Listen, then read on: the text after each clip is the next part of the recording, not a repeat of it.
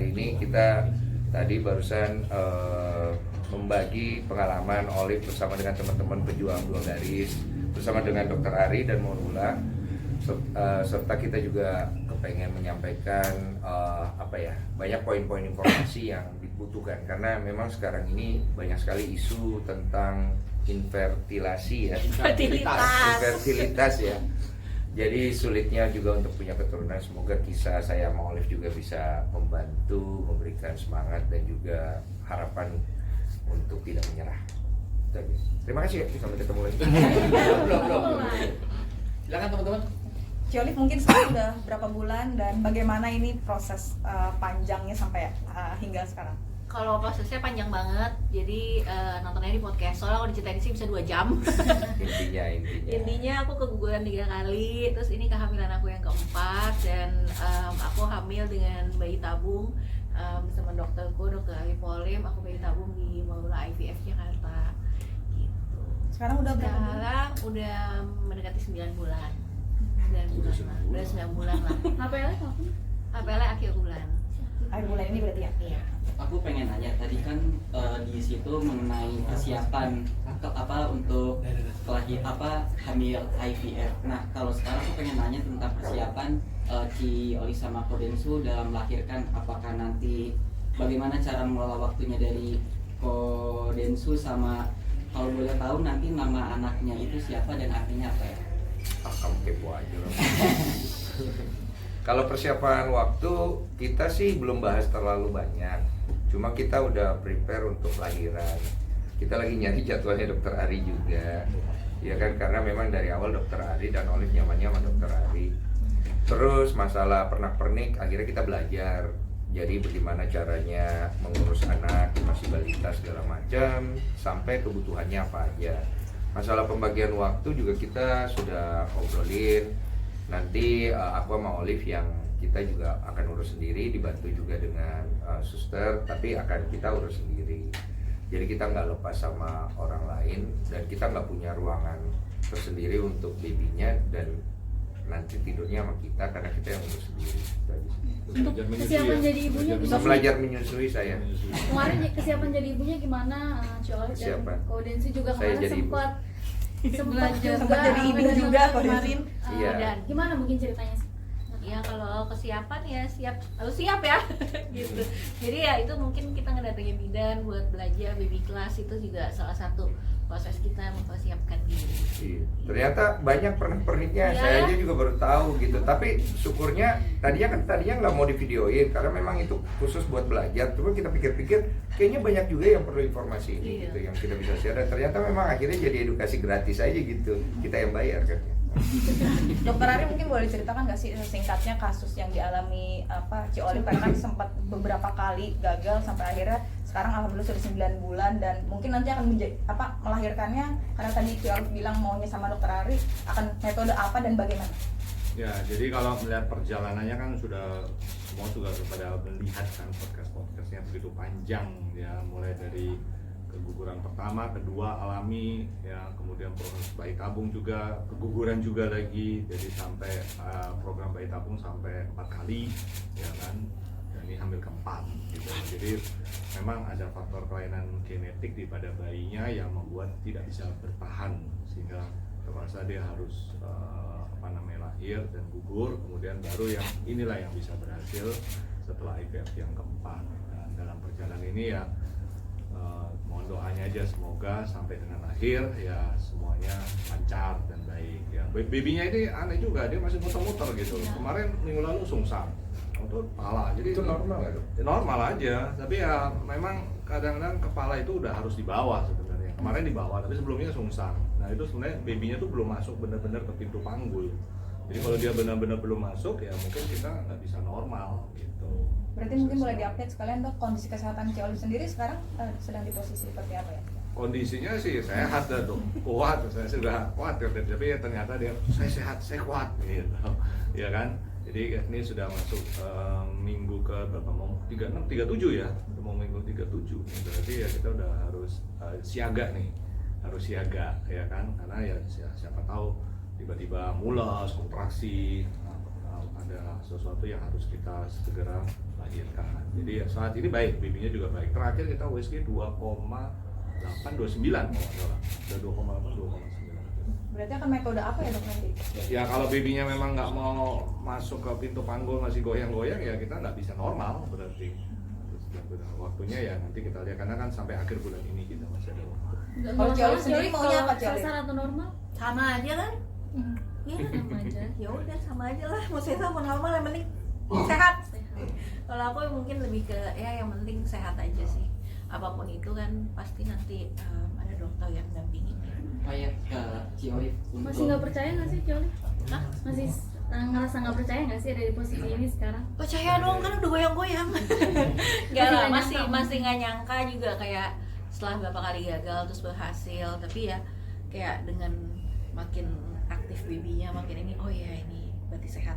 Kalau khawatir masih ada, tapi ya jalanin aja. Mungkin rasanya sekarang seperti apa Cioli karena udah 9 bulan kan, apalagi dikit lagi mau lahiran, biasanya kadang mau lahiran ibu jadi lebih stres, takut melahirkan atau bagaimana kalau Cioli? Kalau deg-degan mah pasti ya, rasanya lebih susah tidur, terus deg-degan, tapi jalaninnya ya happy aja sih so far. Aku nggak mau bawa ke stres karena kan takut juga ya kalau stres ya, jadi ya bawa santai aja, rasanya itu aja sih, ya kan? Tapi masih ada trauma-trauma gitu nggak sih Ci? Ditanya-tanya Enggak. belum? Ada trauma gitu, masih ada ketakutan dari yang kemarin? Enggak. Sekarang udah enjoy. Kalau trauma kan nggak nyoba lagi. Tapi aku kan nyoba terus. Jadi kalau dibilang trauma mah nggak sampai ke titik aku trauma sih, enggak sih. Atau mungkin Kodensu yang agak lebih deg-degan jelang Ya melahirkan? mungkin dia. Nah, gimana apa yang Baby dia blues. rasakan? Ya saya baby blues kayaknya. Belum. Belum ya? Itu baby apa baby blues?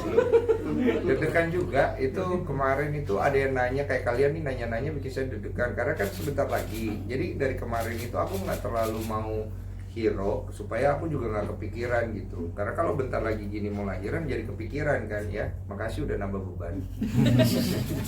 Ya cuman nanti itu urusan saya lah. Saya pastikan punya metode saya sendiri untuk bisa menerima kondisi baru, terus bagaimana menjalaninya gitu, walaupun deg-degan juga lah. Kalau mungkin sebelum mendekati hari lahiran ini sempat ngajak Ciolif juga nggak sih Baby Moon keluar Nggak berani kebulan. lah. kayak apa namanya kayak honeymoon tapi Oh ada ya begitu-begitu ya? Ada. Apa ya bapaknya? Jadi kayak liburan sebelum melahirkan Liburan gitu. sebelum melahirkan. Enggak lah, nggak berani. Ide bagus itu ya? Enggak, jangan yang udah Baru selalu siaga Udah sekarang. nggak bisa sekarang, kemarin Bisa. nggak kepikiran lu lagi baru kasih tahu sekarang. Iya telat, iya nggak kepikiran. Enggak sih, kok lebih ke ya udahlah di rumah aja deh istirahat. Iya. Nah, aku juga nggak kepikiran. Kita sih nyantai-nyantai. Cukup kita berdua cukup liburan di rumah. Tadi mau nanya lagi. Berarti ngambil kelas kok sekarang udah nggak pergi-pergi ke luar rumah atau gimana, siaga takutnya tiba-tiba? Iya, kalau aku kemarin memang kerjaan banyak aku kurangin banget karena aku alasannya memang mau siaga aja. Takutnya kontraksi tiba-tiba saya nggak di tempat gitu juga. Nanti nama baik saya kan rusak ya. Jadi saya kurangin banyak kerjaan. Jadi uang itu bisa dicari. Jagain istri dulu. Tapi kemarin kenapa sampai apa namanya baby class gitu sih, sampai persiapan sebegitunya? Maunya Olive, karena menurut dia itu penting. Penting kan, kita nggak tahu ya, kita nggak ngerti. Terus waktu itu sempat konsul juga sama dokter, sama dokter Tiwi dari RSI Iya, dokter Bunda. Tiwi.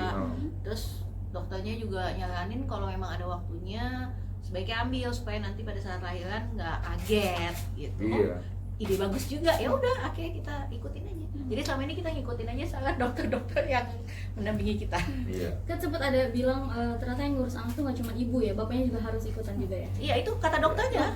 Gimana Kodensu? Saya baru tahu itu. Jadi pas habis lahiran gitu, si ibunya ini kan lagi istirahat tuh karena kan proses lahiran itu. Jadi bayinya nanti sama bapaknya.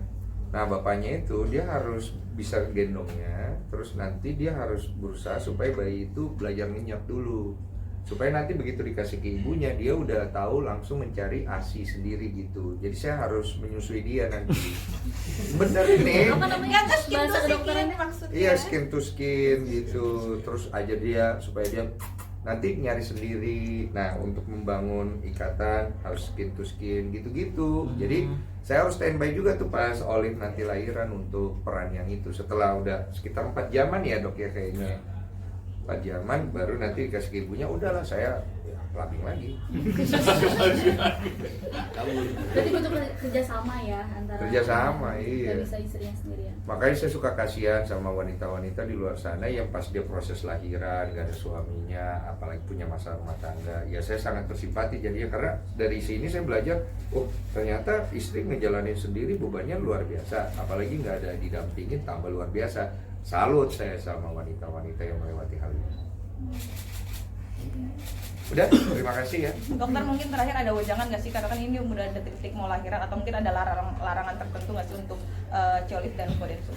Ya yang penting berdua sudah harus siap ya kan, artinya di rumah harus siaga, semuanya harus sudah dipersiapkan. Kalau tiba-tiba ada datangnya kontrasi atau apapun segera harus ke rumah sakit, dan kita semua sudah mempersiapkan semuanya. Jadi ya kalau sekarang masih aman-aman aja, boleh aja aktivitas sih, nggak perlu ada yang terlalu dibatasi banget, tapi ya jangan terlalu capek gitu. Tetap masih boleh jalan seperti hari ini kan, dari pagi, dari siang dari kita ya kan. Ya, Sama syukurlah baik. Kita mengurangi ini juga publikasi. Jadi minta maaf dulu sebelumnya karena kita juga tidak mau terlalu mempublikasi masalah kelahiran segala macam. Jadi pada saat proses mungkin lahiran kita juga akan menolak publikasi gitu.